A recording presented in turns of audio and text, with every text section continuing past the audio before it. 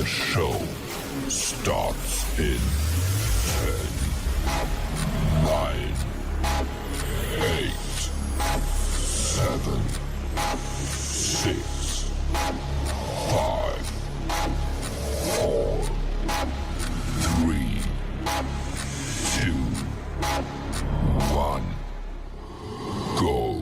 Whether you're new to sales or a lifetime veteran, the Blackbelt Sales Podcast will sharpen your sword and guide you to master the art of sales.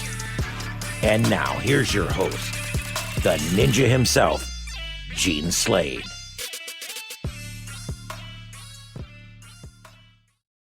Hey, welcome back to the Blackbelt Sales Podcast, another episode. And this one, we're going to be talking about indoor air quality and all of the different products that are available out there for you to help your customers to breathe cleaner, fresher, healthier air. Don, you guys sold a buttload of this stuff when you owned your company, and so did we. But What are you most excited about to talk about today? Oh, wow. I mean, you could go into the benefits that people get, and that's so exciting. But until the technicians, the guys out there feel like I even know what the product is, they're typically too scared to talk about it. So absolutely, love the different products. We did a lot of Remy Halos and the RGF products. Absolutely loved them. A lot of April air filters and things of that nature. So it doesn't necessarily matter what product you use, because a ultraviolet light, and let's stop ever saying UV light. I don't even want to say ultraviolet light very often, but let's definitely say let's stop UV, because we're devaluing it a little bit. It seems too simple, very Googleable if you do that as well. So the product that your company believes is the best works very well in the system. They all kind of do the same thing. They go through the process of killing off the stuff that's bad in the air, and then they grab it out of the air and put it in the filter, right? So what were the products that you typically like to do, Gene? Well, why don't we just start out like from the beginning, like with stage one. So stage one would be whatever their primary filtration system is going to be. And I say primary because there are secondary filtration systems that are available out there as well that we'll talk about around stage 5. Okay. But if I was installing something like at my house, I've got the dynamic 1-inch electronic air cleaners. And the reason that I choose those guys is because, and I didn't believe it until I really started digging, and I looked at that filter and I said, how could it possibly do as good as a MERV 15 or 16 filter? And it turns out it actually does with less pressure drop. Really, really amazing filters. And I won't get into like the microns and everything like that, but based on my research, about the best filter that you can buy as a primary filter. And that's going to be electrified, so it's going to attract stuff to it and really hold stuff on. I'm not sure if that one's a capture and kill technology. I don't think it is, but it could be. Yeah, I believe it to be a capture technology. We were big April Air cabinet users. So if we were installing a new system, and again, you would have a few systems a year that you couldn't, but percent of every system we put in came with a Breathe Easy Stage 1, the primary filter. We just happened to use April Air. And you can custom, put your own logo and name on it if you want to.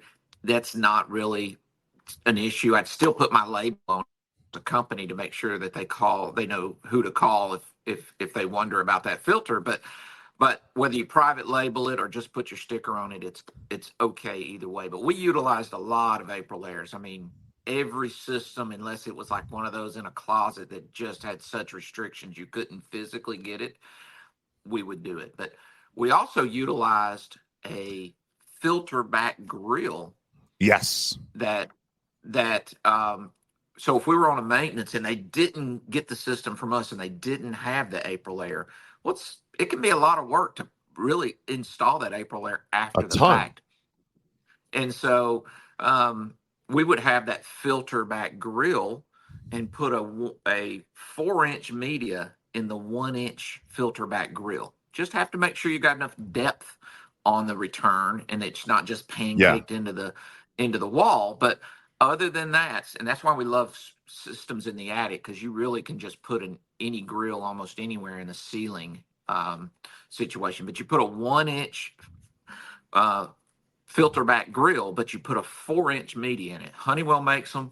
We used a company called Practical Pleat. Filtration Manufacturing. Is the name of that Filtration company. Manufacturing. Absolutely loved them.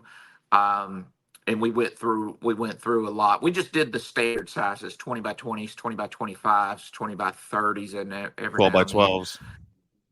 Yeah, 12 by 12s were good for that. Like, I want to put an extra return in the master bedroom.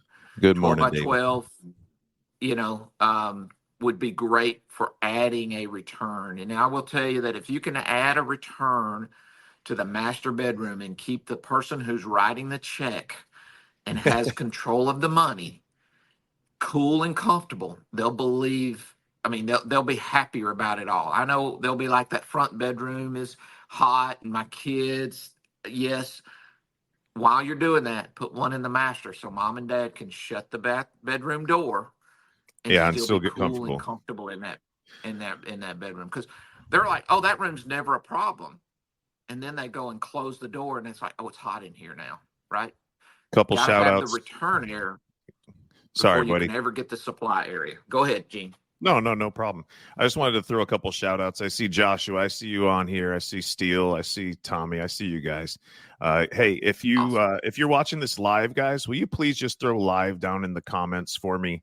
Help me to trick this algorithm into sending this out to more people, pretty please. And if you're watching this on a replay, hit replay for me. Good morning, David. Good to see you, man. So stage 2, Don. So real quick, also on the filtration manufacturing company you were talking about, the Practical Pleats, they do also have a 2-inch filter, y'all.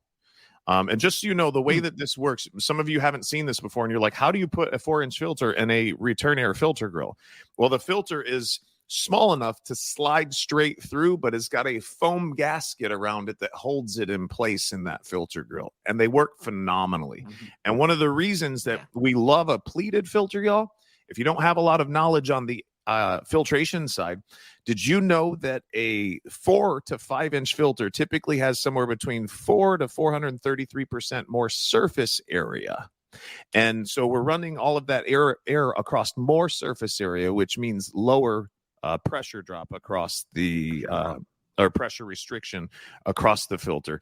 And as a ductwork expert, I can tell you that anytime if you've got a horizontal system in an attic or in an unconditioned space, and you go above 0.2 on your static pressure, including your filter, which is almost impossible not to do, you're going to be pulling moisture off of that air conditioning coil, slinging it down the ductwork into the bottom of the air handler, and you're going to create an environmental problem.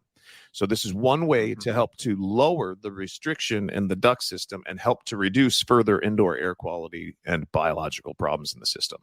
Okay, so stage 2, Don. Definitely a lot of data out there. On the pressure drops across filters, and increasing the surface area drops the pressure.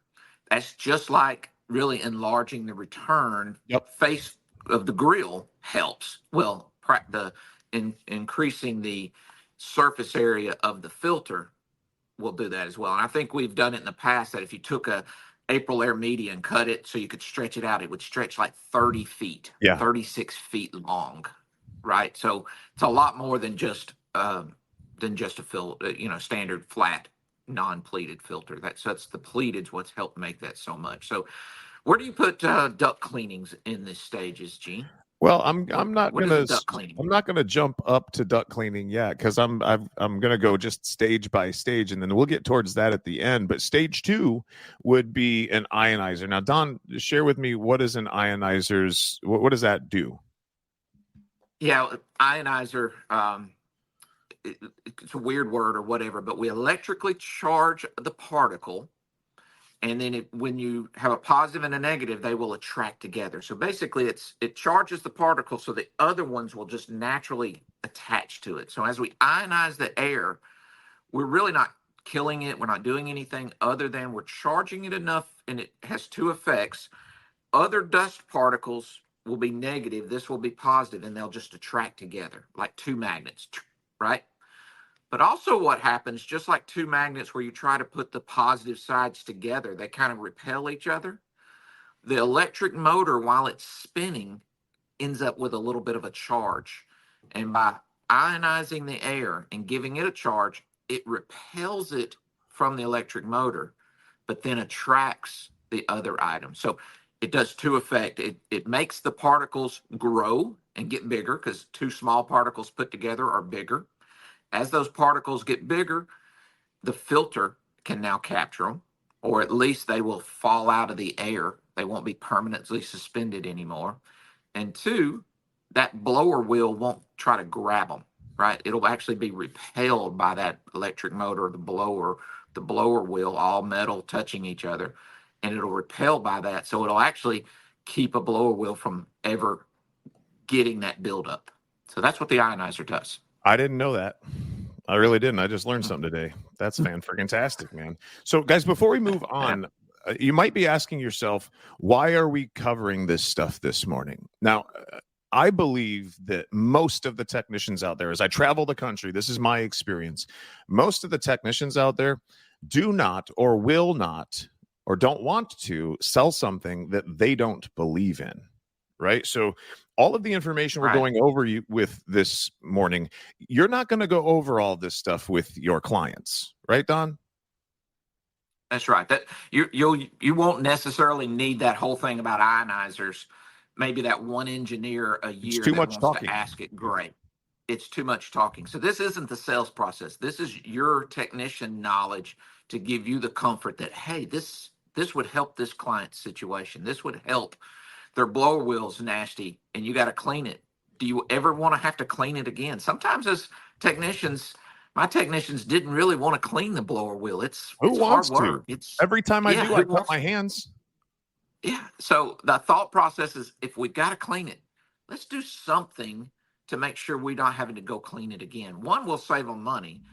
They'll get better airflow. Their systems will cool better. They'll be happier with you. Their power bills will go down because if the system cools better, it satisfies the house quicker. So it pays for itself. But once we've cleaned it, let's do everything we can to not have to clean it again for that client. Filtration, ionization are the two things that will keep us from having to clean blower wheels again and again and again. I think if it needs it, let's get it cleaned. But as a technician, my technicians, I was never the real technician, but my technicians would definitely prefer to not have that nasty blower wheel to have to be cleaned. Yeah, I don't want to do it on again. A system that blower wheel's clean. Yeah, I mean, my attitude was almost like when I was out in the field. Look, if I clean this up for you, are you going to keep it clean so that I don't have to come back here and do this again, right? Because I'm probably going to cut my hands up doing this. And they would almost always go, "Oh man, I'm sorry about that." Right? Like they had a sense of obligation to me just as a result of that. So bottom line, guys, we're trying to increase your belief in some of the products out there and what they do so that you feel comfortable bringing them up to clients. All right. So I hope that this helps you. So stage number 3 is going to be system sterilizers. Okay. All right. What were you going to say, Don? Well, on 2, I like to just mention a couple of products. Again, it's not product specific, but a lot of guys are seeing the GPS and the global plasma systems and the little ionizers. That's stage 2, the ionizers, the global plasma systems. They have the little fins, and some of them have a little helicopter blade that goes around and kind of cleans the little fins on the top of the GPS systems. I utilized RGF's equivalent of that. It was called the Clear Sky DM or DS or MS, excuse me. And that was Clear Sky was the competitor to Global Plasma. It's still an RGF product. They just call it a Clear Sky.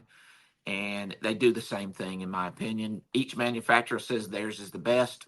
It's yours to decide which one you like is the best. I just happen to like the Clear Sky, but a lot of the GPS Global Plasma, and then New Calgon got that product and rebranded it New Calgon's version. So sometimes you'll see the GPS really in a GPS box, and sometimes it's in a new Calgon box, if that makes sense. But an ionizer is an ionizer, in my opinion.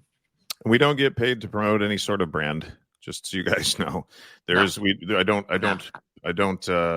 don't have anybody like, well, sort of, kind of. I mean, we've got some people who sponsor some of our events and stuff, and for instance, water filtration and stuff like that. Yes.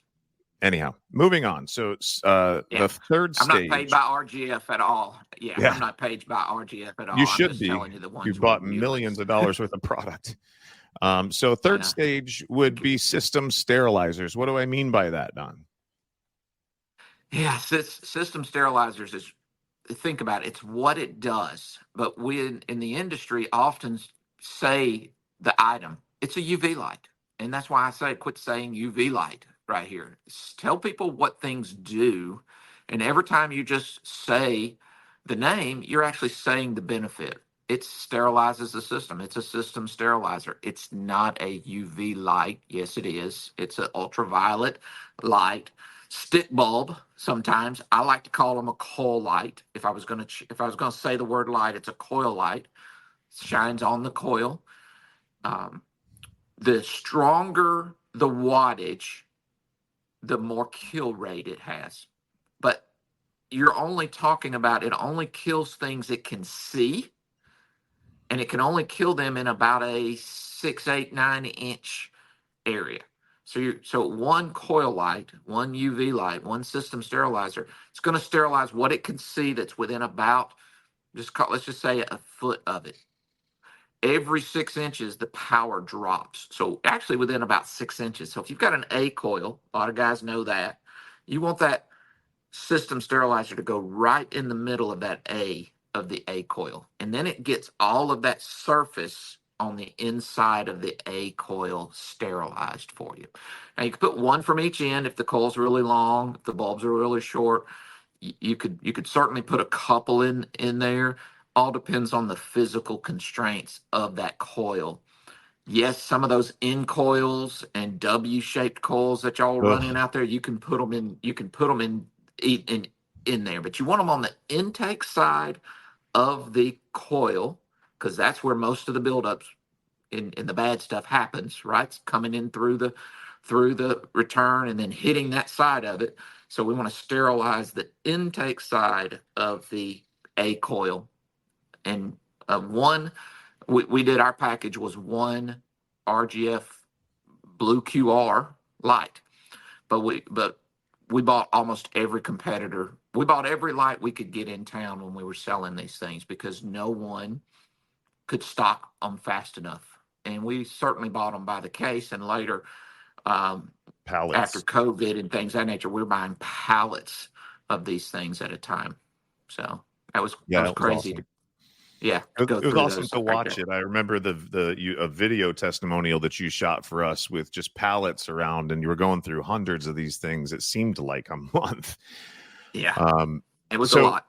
So we've got the system sterilizers, and I'd just like to add to that I typically would put somewhere between 3 or 4 of these system sterilizers in my systems, because of what Don said. When you get about 8 inches away, you have about 1.32% of its effective killing power. That's the last statistic that I saw. So I need to make sure that these are passive, not active sterilizers, right? They're only sterilizing, like Don said, what they can see or what they're shining on, right? Yeah, what they're reflecting off of. Think about that. They have to reflect off of it but that's what does it. They have to reflect off of it. So if they can't see it, meaning that light's not reflecting off of it because something's in the way, it's not sterilizing it. They have to reflect off the surface. So I used to take, and I would put like a 16-inch lamp underneath the coil, and then I would put, if I could fit it, a 16-inch lamp across the top of the coil, and then I would put one right where the blower housing was on the side that the module was not, right? Because I didn't want to fry all of those wires by being an inch away from them. And then, of course, when you're doing this, you want to wrap as many of the wires and things that could be affected by the UV light, guys, you want to wrap them in some silver tape or something like that to protect them so they don't eat the outer coating of the wires. So Don, I usually put 3 or 4 depending on the size of the system. If I had a 5-ton, I might put 4 of them in there. Wow. Yeah. Well, and you'll hear older techs will tell you, oh, those things will just eat up the inside of the system if you put them in there. A lot of newer systems have upgraded to UV rated wiring, right? The rubber that's on the outside is UV rated. You'll see that. And you can get electrical tape that's got a UV rating on it. And that's what that's doing. It's protecting that wire from ultraviolet rays. The manufacturers upgraded that. That's probably 10, 15 years ago, but older systems, if you expose those wires to ultraviolet light, they would kind of become brittle. The rubber would kind of fall apart. Circuit boards would become real brittle. If you had to touch them or move them, they'd almost fall apart in your hands, or the vibration on the system could tear them up a little bit. But most modern systems are not that. Go to your manufacturer, go to the tech support line, just ask that question: are these things UV protected? Can I put ultraviolet sterilizers in these systems? I don't see a single tech line that's going to say no. They're going to say, please. In fact, they'll probably say, get our brand, because every manufacturer has in their catalog their own UV lights. And even Lennox even gives you, I think Goodman's starting to do it now, but Lennox would even give you the recess hole where they want you to drill the hole and put it. They would kind of stamp their A plate on the end with a little recess that says, here's where we want you to put it. So the manufacturers want these things in. If they want them in, why aren't they just including them and just putting them in their coils or in their air handlers, Gene? Why wouldn't they do that? Why doesn't every car have a sunroof? Yeah. Why doesn't every car have leather or a V8? Yeah, the chrome wheels or the 22s. It's an extra. It's an add-on. And if every manufacturer put every bell and whistle in, their product would probably be priced out of the market, even though with all those added to any other system, it probably could even be cheaper than theirs. But that's not what gets compared first. It's usually just the price. If you run into I don't know if you saw it or not, but typically, like when Don will fire a question at me like that, an objection type question, I'll answer a question with a question. And if you guys didn't hear it, you can use this when you're trying to get upgrades for your client to help them, right? Surge protectors or compressor savers or whatever it is. Sometimes they will ask you that. Why wasn't this included, right? If it's so important, why doesn't the manufacturer put it on?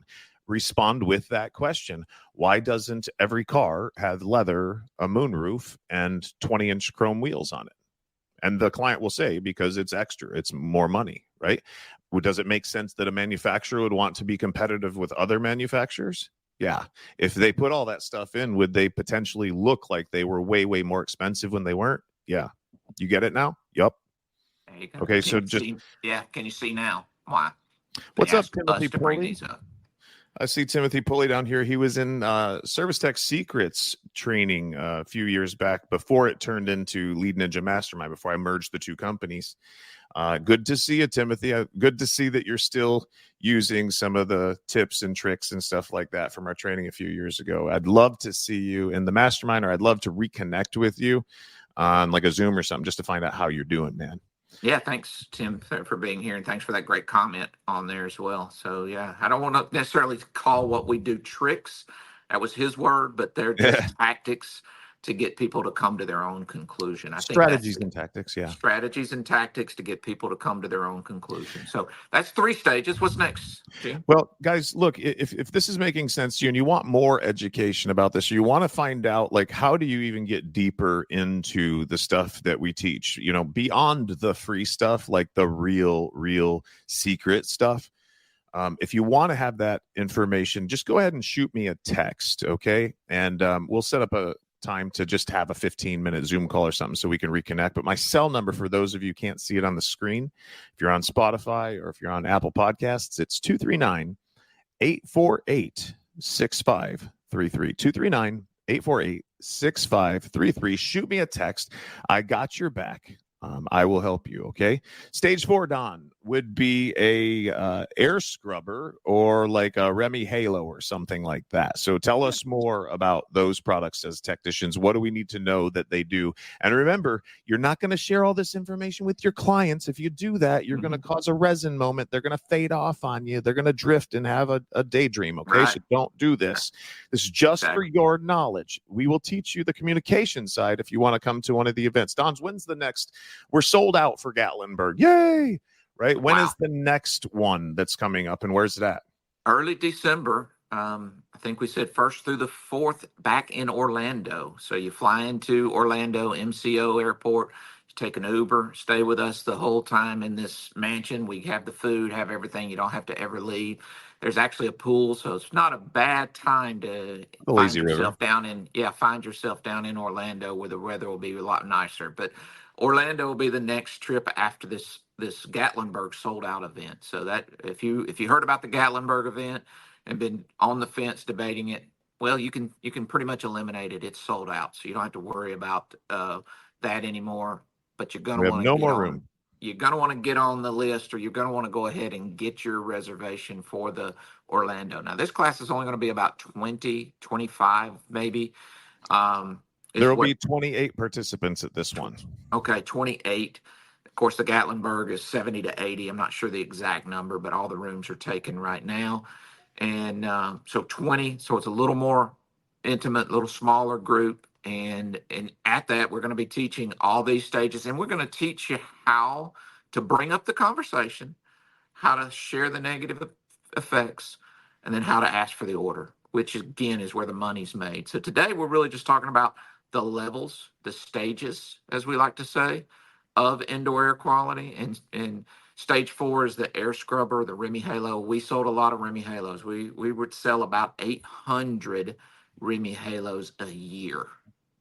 Wow. A year, 800 a year. And you can buy those. You're welcome. welcome. To buy them by the pallet, which is 120 at a time. That's what's on a pallet, 120 Remy Halos. If y'all bought a Remy Halo before, that's a lot of money.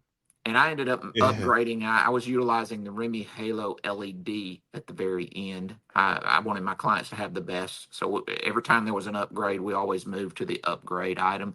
We would have some of the others out there available or left from when the previous order, because I'm typically order them long before we run out. And so we would have that choice of a few, but we really didn't even give that choice to them. It was usually one of those that they needed a discount that we could work through the cheaper one. The cheaper one. So the Remy Halo LED is what I would utilize now. I have 3 of those on my house. Yeah. So that's what we did a lot of. And again, that's some went in with new systems, but most of ours got sold on maintenance calls by our young maintenance techs. Our maintenance techs could outsell our comfort advisors because my maintenance techs didn't have much to sell. In a weird kind of way to say that, indoor air quality was their big item, and comfort advisors sometimes would say, I like to sell the whole system, or the big upgrade, and then they ignore what looks like a little item to them, but it's still from $3,000 to $10,000. Our average indoor air quality package was $29.87. That was our most popular. Let me say it that way. Our most popular was $29.87. And if you're not selling $2,987, or you would like to sell $2,987 to 1, 2, 3-year-old systems, the class will help you do that. The class will do that. Absolutely. You'll come out ready to do it. All right. Like you'll come back the very next day running your first calls prepared to do that. And guys, I have to pause for a second because I take a lot of heat online for being the IAQ guy and showing people how to sell products. Okay. And number one, the reason that I get a lot of hell for that is because we don't often talk about source control or the envelope of the home.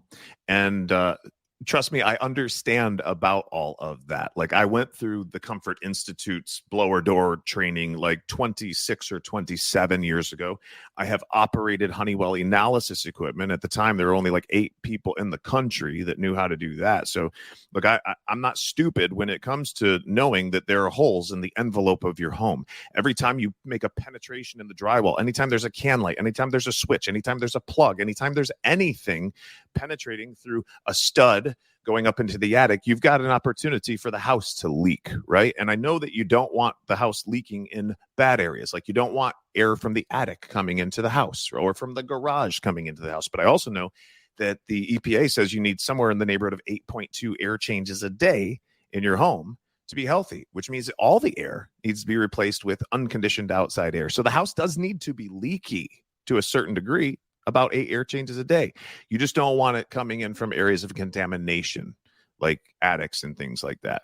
So that's a whole sales class, number one. Like, it would at least an hour conversation about that we don't have time for right now.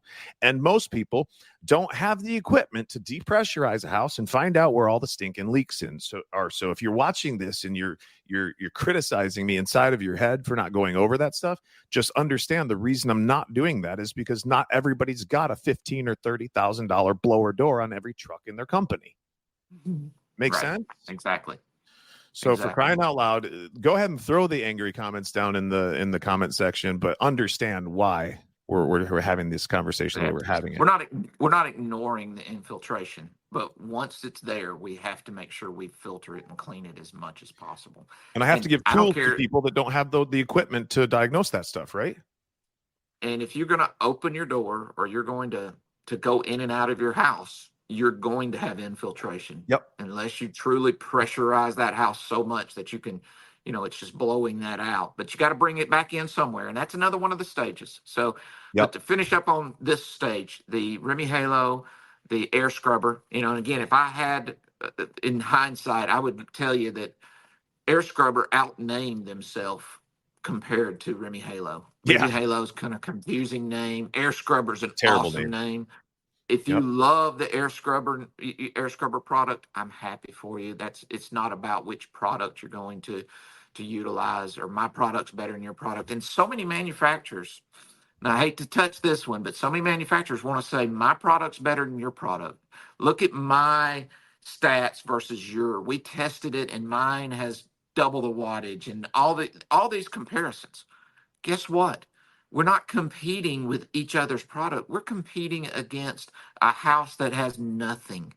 Once every house in the country has indoor air quality and has UV lights and Remy Halos or something, now we might have to get into the only way we grow our market share is by taking it away from somebody else. We get to invent this market share. And we did the stats this morning. There's like hundreds of million, maybe even $1 billion worth of these products sold a year. Let me just clear that up. We're not competing with each other. Let me clear that up. For those of you out there that don't think ultraviolet lights work, okay?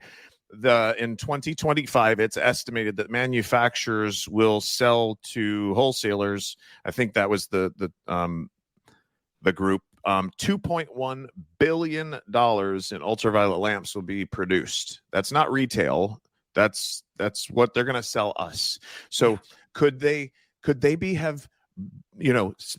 selling billions of these a year if they don't actually work? And by the way, and the way that ultraviolet light works is it attacks the DNA of any microorganism that it's exposed to and kills its ability to reproduce. It sterilizes it. That's why we call it a system sterilizer. Okay. And then it will actually pulverize that stuff on like a microscopic level. If you've got a coil that's got crap on it, you put a couple UV systems on it, as long as they're good ones, you'll come back in 6 months and you'll probably see that coil is clean enough to eat off of. I've seen it myself with my own two eyes, and I wouldn't have believed it had I not seen it with my own eyes. Right.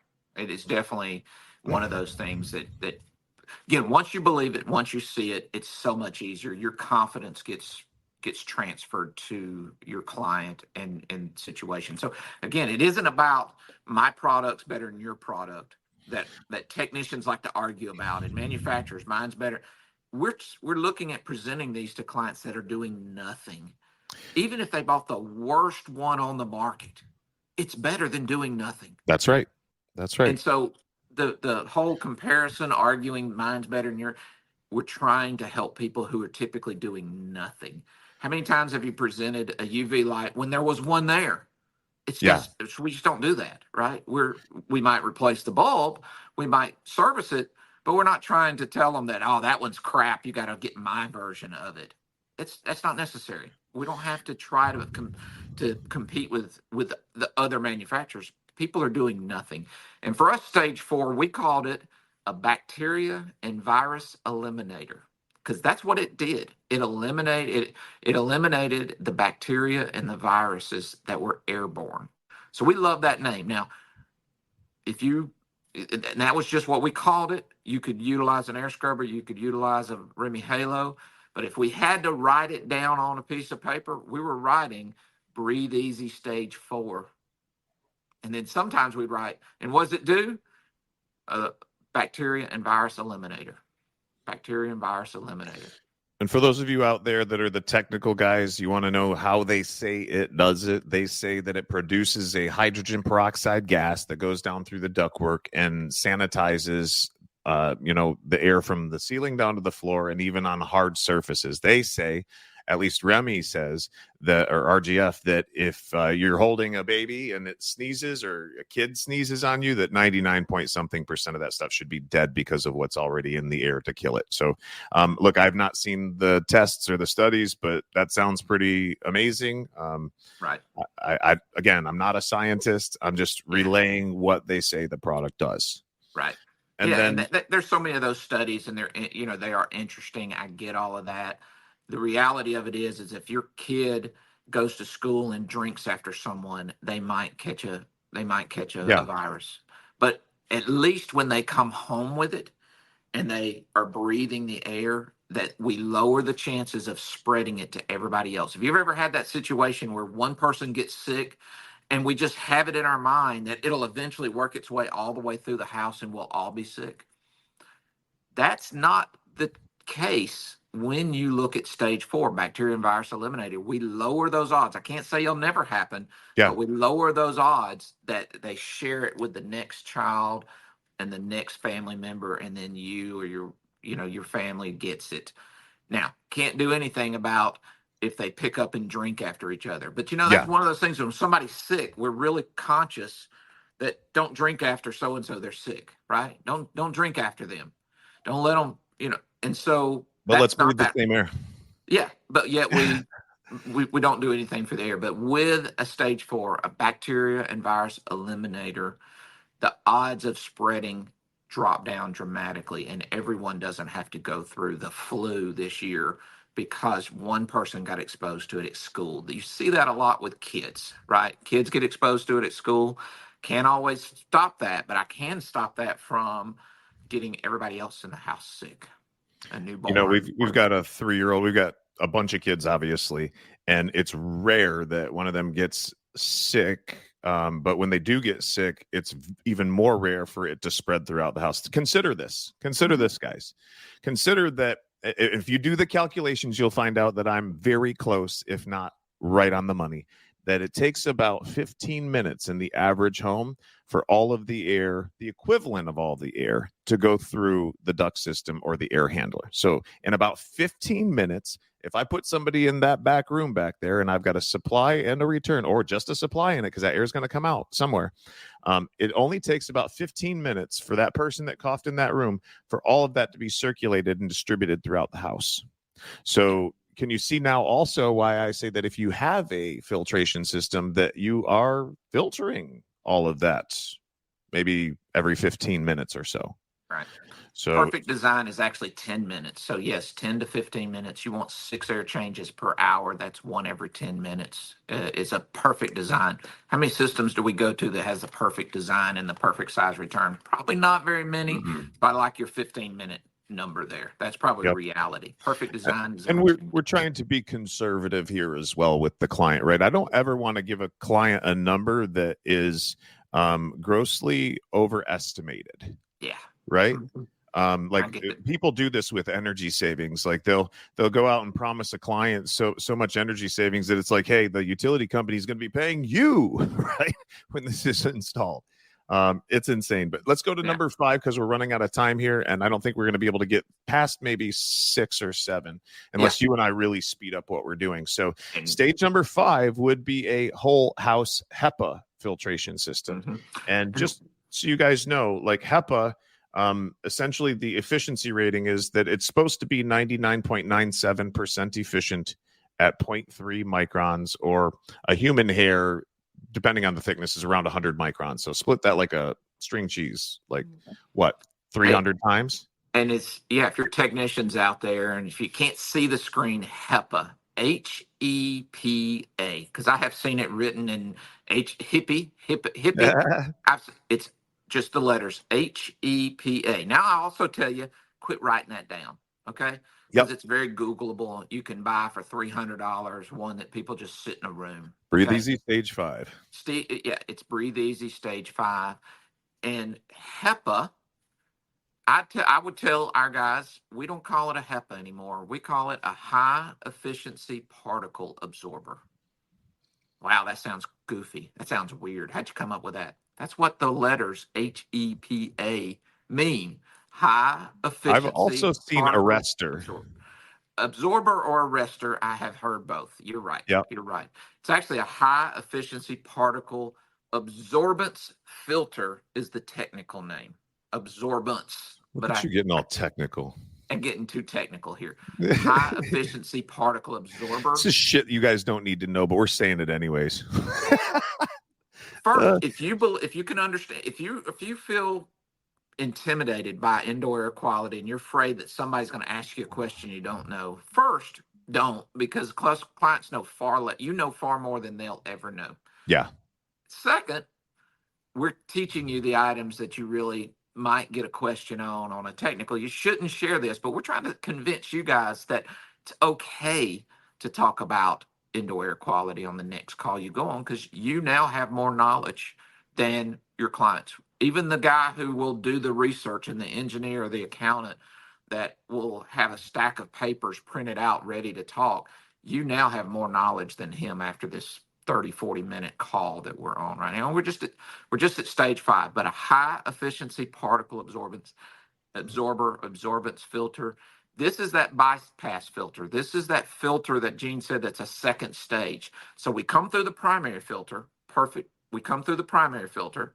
We're going to grab the big bowling, the big stuff, the dust mite, the dust balls, the cat hair, that kind of stuff. Then we're going to take about a third of that air, depends on the size system and the size HEPA filter that you get. But ideally, you're going to take about a third of that air. You're going to break it off through a bypass duct. It'll run through this filter that has its own blower motor on it. So you just plug it in, turn the switch on. It runs 24 hours a day. You can put a switch on it to make it alternate when the system comes on or the fan comes on. But I tell you, run it all the time. Why would you want to have a filter and then turn it off? So we take about a third of that air. We run it through this filter. It can have a carbon. It can have 2 or 3 stages depending on the brand you get, but it'll have a carbon layer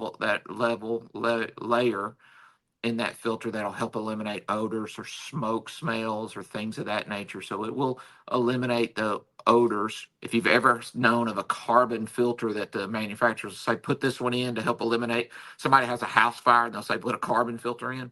Well, they're built into most HEPAs, or at least it's an option on most HEPA filters. The ones we utilize certainly were.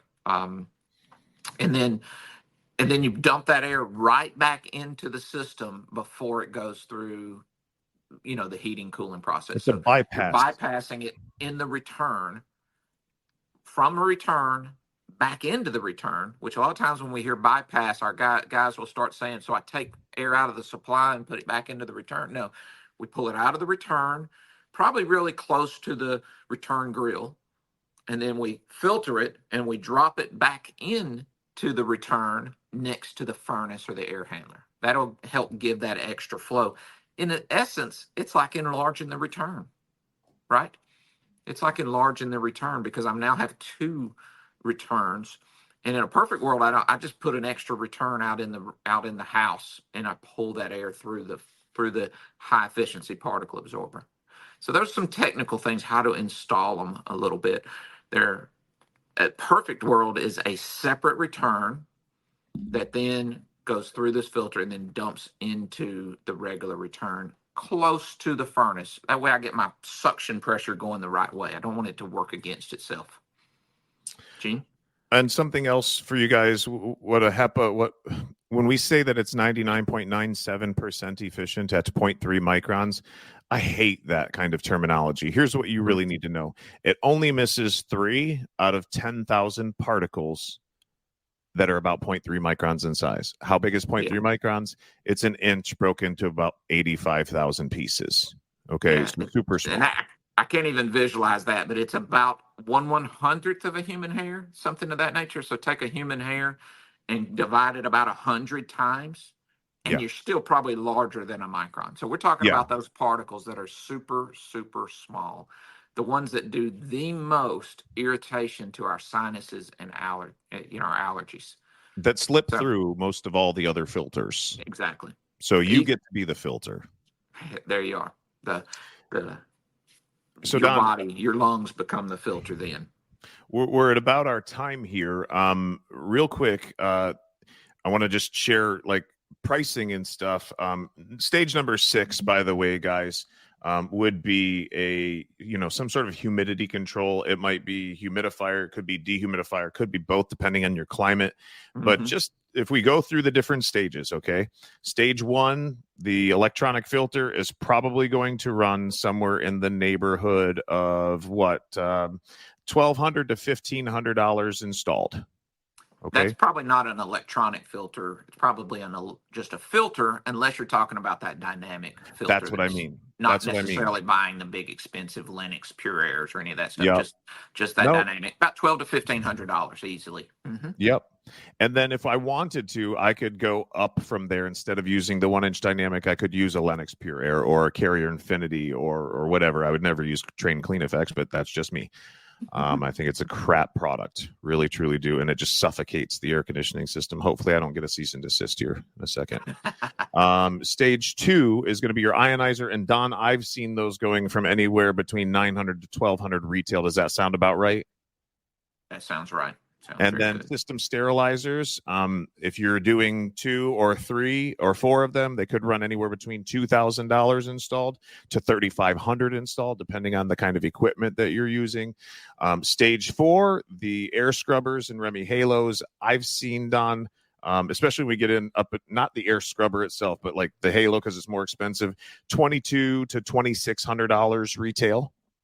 Okay. Yeah, we were 1887 on those, but that was also 4 or 5 years ago before we had such inflation too. So I was 2442 back in 2013. So I know that you can get the money, guys. And everything's gone up significantly since then. So and then stage 5, whole house HEPA filtration system. But depending on the one that you get, typically they're going to retail between $4,000 and $7,000. Okay. And then humidifiers.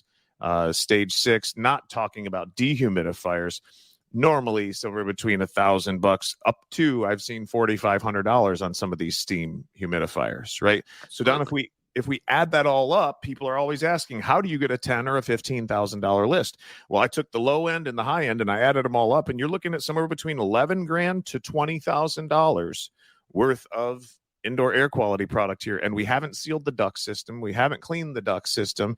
We haven't done a positive pressure generator to put the house into a positive pressure and keep the negative infiltration out. I mean, we haven't looked at crawl space encapsulations if it's in a crawl space. We haven't looked at foam sealing ductwork. Can you see now how we get to the numbers that we get to?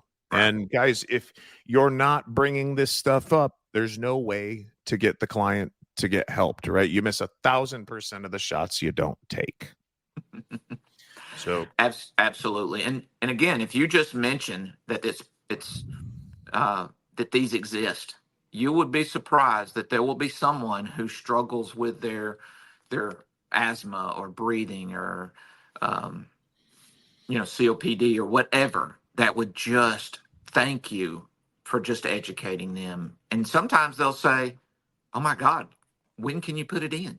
And wouldn't that be just terrible that now they're begging you to um, to put it in today? I can't sleep another night in this house without it. That's incredible when that kind of thing happens. And it's even more incredible when people call you back 30 days later and say, you're out here and I just wanted to tell you that it's changed my life. I've slept better. I breathe better. I'm having less issues. I'm even doctors are starting to talk about getting me off my medication now. It's incredible.